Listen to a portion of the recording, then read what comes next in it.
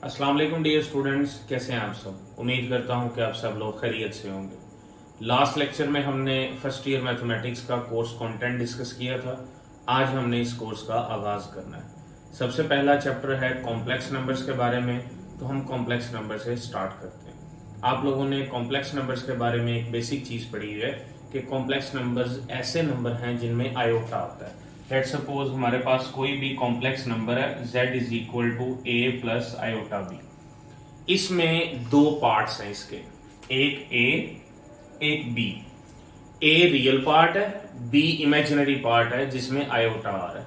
Where iota is equal to square root of -1। ये iota की value है। इस रिजल्ट को यूज करके हम आयोटा के डिफरेंट पावर्स को डिफाइन करते हैं। ये कॉम्प्लेक्स नंबर्स का सेट है। इसमें वो सारे कॉम्प्लेक्स नंबर्स आते हैं जिनमें आयोटा है, और अगर किसी कॉम्प्लेक्स नंबर में आयोटा नहीं है तब भी वो कॉम्प्लेक्स नंबर के सेट में आता है। तो हम जनरली एक बात कह सकते हैं कि जो रियल नंबर्स का सेट है वो कॉम्प्लेक्स नंबर का सबसेट है या उससे बिलोंग करता है। यानी सारे रियल नंबर्स कॉम्प्लेक्स नंबर्स होते हैं, लेकिन सारे कॉम्प्लेक्स नंबर्स रियल नंबर्स नहीं होते। नेक्स्ट हमने कॉम्प्लेक्स नंबर्स के ऑपरेशंस देखने हैं।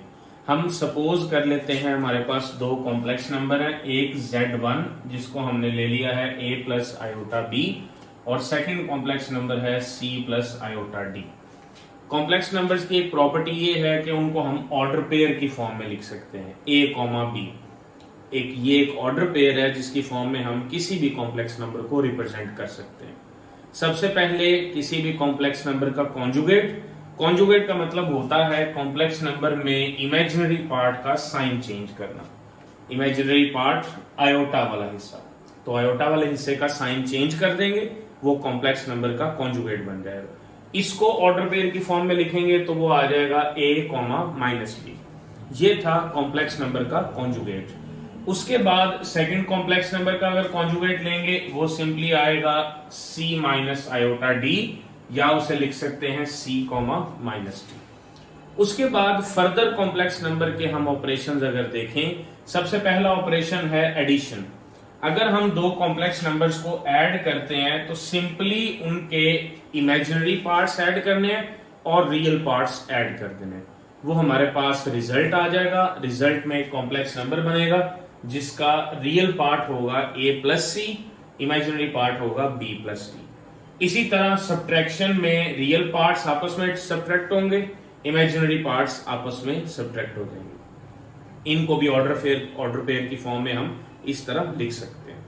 उसके बाद दो कॉम्प्लेक्स नंबर्स को अगर हम मल्टीप्लाई करें तो मल्टीप्लीकेशन कुछ इस तरह से है कि उनके रियल पार्ट्स मल्टीप्लाई करके उनमें से इमेजिनरी पार्ट्स का प्रोडक्ट माइनस कर देना।